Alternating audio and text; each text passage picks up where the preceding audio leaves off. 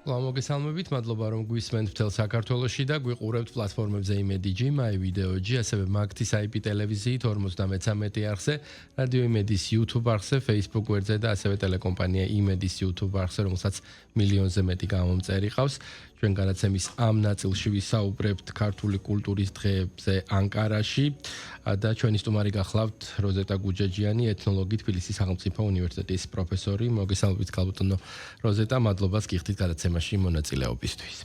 მოდით ვისაუბროთ იმ ღონისძიებაზე, რომელიც სულ რამდენიმე ხნის წინ შედგა თურქეთში და დიდი ინტერესი გამოიწვია და წარმატებითაც ჩაიარა და აღნიშნოთ, რომ სწორედ საქართველოს კულტურის სამინისტროს ორგანიზებითა და თურქეთის რესპუბლიკაში საქართველოს საელჩოს მხარდაჭერით შედგა ეს ღონისძიება ანკარაში ქართული კულტურის დღეები გაიმართა და დარწმუნებული ვარ რომ გარდა ქართული დიასპორისა და საზოგადოებისა ჩვენი მასპინძლებით საკმაოდ ნასიამოვნები დარჩნენ ჩვენ გქონდა შესაძლებლობა თვალი შევავლეთ იმ კადრებს სადაც აღფრთოვანებას აშკარად ვერ მალავენ მაგრამ ახლა მოდით თქვენ მოგვიყევით იმ შთაბეჭდილებების შესახებ რომელიც დაგეუფლათ გამარჯობა გმადლობთ მადლობა რომ აშუქებთ ამ ძალიან სასიხარულო ფაქტს პირადად მე ბედნიერი ჩამოვედი ანკარიდან რადგან ნახე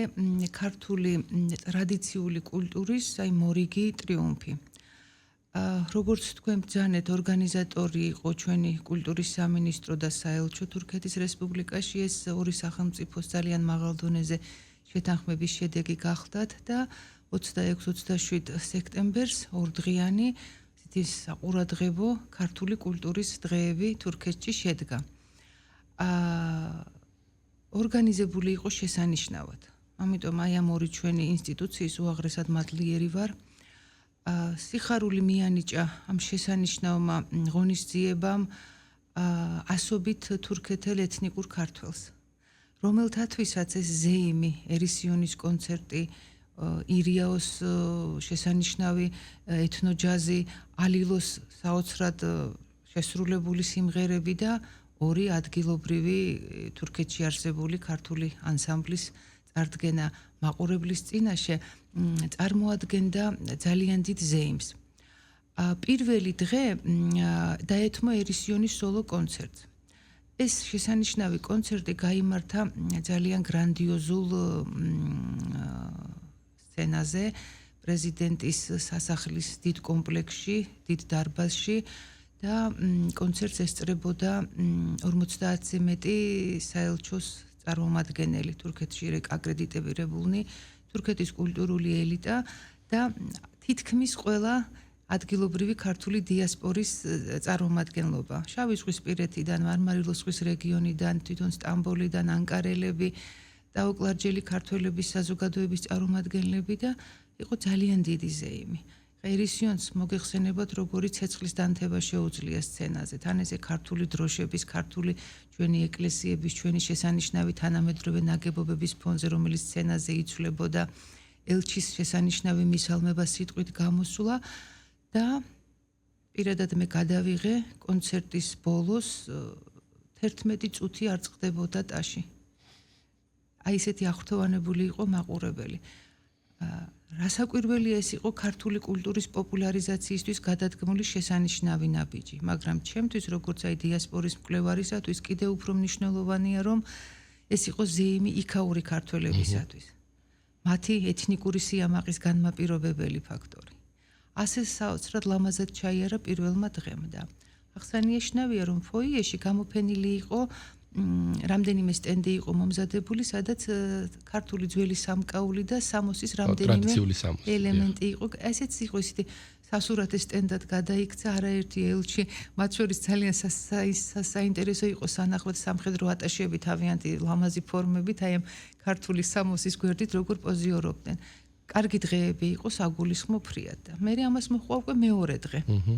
მეორე დღეს, როდესაც იქვე ანკარაში ცენტრალურ პარკში ამფითეატრი ღიაცის ქვეშ უკვე გაიმართა 4 ანსამბლის კონცერტი. ეს როგორც უკვე გითხარით, საქართველოსდან ჩასული 2 ანსამბლი ირიაო და ალილო და ადგილობრივი თურქეთელი ქართველების 2 ანსამბლი. რომელთაგანაც ერთ-ერთი კაფდაღი, ანუ კავკასიის მთა არსებობს 2011 წლიდან უკვე ჩვენი ოჯახის მიერ დაარსებულ სტამბოლის ქართული ხელოვნების სახლთან, მაგრამ ის შექმნილია ბევრად ადრე, 1993 წელს. მას სათავეში უდგას იბერია მელაშვილი, ოსკარ მელაშვილი, დიდი ახმედ მელაშვილის შვილი, რომელიც ამდენი წელია ინარჩუნებს ქართულ ხალხურ ეთნომუსიკას თურქეთის რესპუბლიკაში. მათ რეპერტუარში არის ძველი ადგილობრივი ტაოკლარჯული, კერძოდ მაჭახლური სიმღერები, ინსტრუმენტული მუსიკა, საკრავიერი მუსიკა უკაცრავად და აგრეთვე ტაოკლარჯეთის სხვა მხარეებიდან შეკრებილი ჰანგებით და პლუს ზოგადად ქართული ხალხური პოლიფონია. აგრეთვე თავიდანვე ამ ანსამბლის იდეა იმაშიც მდგომარეობდა, რომ მას თურქეთის რესპუბლიკაში განფენილი სხვადასხვა კავკასიელი ხალხების მუსიკაზეც ეზრუნა. ამიტომ ბატონ ჯერ თავის დროზე ახმედ მელაშვილს აქვს შეკრებილი ძალიან დიდი ინფორმაცია და მასალა ჩერქეზთა ფოლკლორის შესახებ, აბაზთა, ანუ ვისაც დღეს აფხაზებს უწოდებთ და სხვადასხვა კავკასიელ ხალხთა შესახებ და შემდგომ ეს ბატონი იბერია აგრძელებს ამ საქმეს და მათ რეპერტუარში არის ამ სხვადასხვა კავკასიელ ხალხთა ტრადიციული ჰანგებით. აი ეს შესანიშნავი ანსამბლი საქართველოს კულტურის სამინისტროს დახმარებით, მათი მხარდაჭერით ჩამოვიყვანეთ სტამბოლიდან, დიდი კოლექტივი არის. საინტერესო ყოფილა ისიც, რომ ავტობუსს, რომელიც მათ დაიქირავეს, წინ ქონდა აბრა ქართული წარწერით, ქართული ხელოვნების სახლი და როდესაც ისინი გზადაგზა გამოივლიდნენ იმ სოფლებს, სადაც ქართული ეთნიკური დიასპორა არის მარმარილოს ზღვის რეგიონში, ყველგან ცოტახნით ჩერდებოდნენ და იქაც გარკვეული სანახაობა გამართეს ადგილობრივი მოსახლეობისთვის და თან ეუბნებოდნენ, რომ აი ანკარაში სახელმწიფო დონეზე დღეს უნდა წარდგეს აქაურ ქართველთა ტრადიციული მუსიკა. და მეორე ანსამბლი, ასევე შესანიშნავი ანსამბლი, რომელიც შედარებით ახალი დაარსებულია სახელად რირაში, ეს ბურსის, ინეგოლის რაიონის მკვიდრნი არიან ძირითადად მისი მომღერლები. ესენი არიან აი თავის დროზე მუჰაჯირობის დროს წასულთა შთამომავლები. და მათი საფუძველიც ამ დიდი ახმედ მელაშვილის მიერ სოფელ ჰაირიაში, ხეირიაში, ძველი სახელით მაჭახელი, შეკრებილი ქართული სიმღერები, ხორუმისნაირ სახეობები. და ეს ყველაფერი უკვე შესაძლებელი გახდა ანსამბლის სახით, მისი ჩამოყალიბება უკვე ჩვენს დროში. აქ დიდი არის ანზორ ერქომაიშვილის დამსახურება, დიდი არის თვითონ ბატონი იბერია მელაშვილის დამსახურება და სხვადასხვა ჯგუფებისა, საქართველოდან კონსერვატორიისა, ფოლკლორის ცენტრისა და შესაძლებელი გახდა ამ ანსამბლის ფორმირება. აი ესენი ძირითადად მღერიან იმ სიმღერებს, რომელიც თავის დროზეა მაჭახლური ჰანგი და ნაწილობრივ იმერხეულიც გადარჩა და დღემდე ცოცხალი არის და თან აქამდე ჩვენი ყავდა შესანიშნავი ანსამბლი ძირითადად მხოლოდ ცეკვის. ახლაც ყავს ინეგულს შესანიშნავი ანსამბლი. აქ უკვე ჰანგი და ტექსტი. ეს უკვე ძალიან მნიშვნელოვანი ფაქტი არის. აი ამათ გახსნეს ეს კონცერტი. და მე უკვე აქედან ჩასული ეს ჩვენი ორი შესანიშნავი ანსამბლი ირიაო და ალილო დიდი შთაბეჭდილება მოახდინეს მსმენელზე. კაპიტან როზეტა, თქვენ როგორც დიასპორის მკვლევარი საინტერესოა დაგვანახოთ პრიზმა ქვეყნებს შორის ურთიერთობები, რომელიც კულტურის ენით გამოიხატება. ერთი ავ თქვათ სამეზობლო ნაწილი და გინდა არ გინდა ის გავლენები, რომელიც შეიძლება იგრძნობოდეს კულტურათა შორის და მეორე ის ავთენტიკურობა, რომელიც მახასიათებელია ეთნოსების.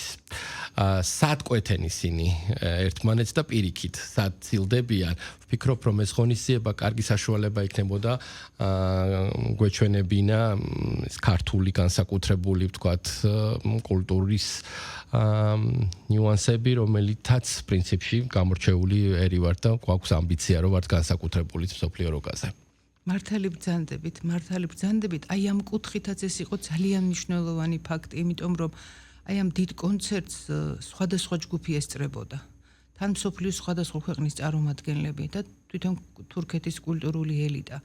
და აღსანიშნავი არის ის ფაქტიც, რომ ზოგადად თურქეთის მას კულტურაშიც უკვე შესული არის გარკვეული ქართული ელემენტები, ხორუმის ელემენტები, რომელსაც თქვა სხვადასხვა ყოლსამაი, სხვადასხვა სახელწოდებით, ეს წრიული მოძრაობები, რომელიც რა თქმა უნდა დღევანდელი თურქეთის სხვა არეალებში ხადია შესული არის დაუკლარჯული ადგილობრივი ქართული კულტურის ელემენტების ასე ვთქვათ, აი რა ვუწოდოთ ამას, უკვე აი უნივერსალიზაციისაკენ. ამას ხშირად მათი მასმედიით ესეთი შავი ზღვისპირულ კულტურასაც უწოდებენ და ერთგვარ ცალკე არსებულ სეგმენტს ქმნის ეს ამუზარმაზარი თურქეთის შემადგენლობაში და ეს პოზიტიური დამოკიდებულება თუნდაც ამ წუთში რაც ვთქვათ მათი მართველი ჯგუფის მხრიდან გამოვლინდა რომ ესოდენ მასშტაბურად წარმოდგენილიყო ქართული კულტურა დედაქალაქში პრეზიდენტის სასახლეში და მერე რაც მთავარი ადგილობრივ ქართულ გუნდებს რომ მიეცათ საქართველოს კულტურის დღეებში მონაწილეობის უფლება და ეს რა თქმა უნდა ორი სახელმწიფო შეთანხმების შედეგია კიდევ ერთხელ ჩვენ გვაძლევს იმის იმედს რომ აი ამ ქვეყანაში ეს ეთნიკური ქართული ელემენტი არ გაქრება იარსებებს მომავალშიც და რაც მთავარია აი ამ კულტურული დიალოგით ეხლა კონცერტს არაერთი თურქი ესწრებოდა მეორე დღესაც რომლებიც ვთქვათ არიან ამ ჩვენი ქართველების მეგობრები მეზობლები თანამშრომლები ასე ვრცელდება ეს და ეს ძალიან კარგი ფაქტი არის. თავად დიასპორებს რით ეხმარება მსგავსი ღონისძიებები? ძალიან საინტერესო უნდა იყოს ალბათ ეს როგორ მოქმედებს თითოეულ ადამიანზე, გარდა იმისა, რომ ვთქვათ, გარკვეული ურთიერთობა ყალიბდება, იქვია პატივისცემა, ხო? პატივისცემა, რომელიც რაღაცა კოლექტიური მეხსიერებიდან მოგდევს და რაღაც განსაკუთრებულია და დასაფასებელია. კი ბატონო, აი ძალიან მნიშვნელოვანია, რადგან აი ხშირად სამწუხაროდ ჩვენი ქვეყნიდან უცხოეთში უფრო სამწუხაროდ ნეგატიური ინფორმაციებიც ვრცელდება. და აი ამ დროს ესოდენ შთამბეჭდავ კულტურულ ფორუმზე წარმოჩენილი ულამაზესი ქართული ქორეოგრაფია, ქართული პოლიფონია, ქართული სამოსი, ქართული სამკაული, ეს ზოგადად მსოფლიოსთვის მნიშვნელოვანია, მაგრამ კიდევ უფრო ღირებულია იმ ქართველებისათვის, არაერთს თვალსაჩინო მოადგა მამაკაცებს. ისინი იყვნენ სასიამოვნოდ ძალიან დიდი ზეიმი იყო მათთვის ეს დღე. ძალიან დიდი ზეიმი და აი აქ გამოვლენილი ეროვნული სიამაყე მათ კარგახანს ეყოფათ. შემდგომ აი არაერთი მათგანი სოციალური ქსელით სხვადასხვა საშუალებით მიზიარებდა თავის შთაბეჭდილებას და თქვენ უნდა გენახათ შესვენების დროს და კონცერტის დასრულების შემდეგ რამდენხანს ვერ დავიშალეთ. იმიტომ ყველას უნდოდა ერთმანეთთან საუბარი, ყველა იყო აღტაცებული და მე ვფიქრობ რომ აი ბოლო წლებში აი ასეთი მნიშვნელოვანი კულტურული ზეიმი, ეთნიკური სიამაყის განმაპირობებელი კულტურული ზეიმი ეს ერთ-ერთი განსაკუთრებული იყო. ის თავის სათქმელს იტყვის მომავალშიც. დიდი შთაბეჭდილებით ვარ და ვარ არ მარტო სუბიექტურად, ობიექტურადაც, რადგან ვიცი, აი თითოეული ქართული ამა ლოკალური არეალის პრობლემა, მათი განვითარების პერსპექტივებსაც ვხედავ და ეს დიდი ზეიმი მათ კარგახანს ეყოფათ ერთგვარ საგზლად, რომ თავის ლოკალურ არეალში შემდგომი კულტურული საქმიანობა გააძლიერონ. ახალი საზოგადოებებიც იყო ჩამოსული, შედარებით ახალი დაარსებული, მაგალითად სამსუნიდან.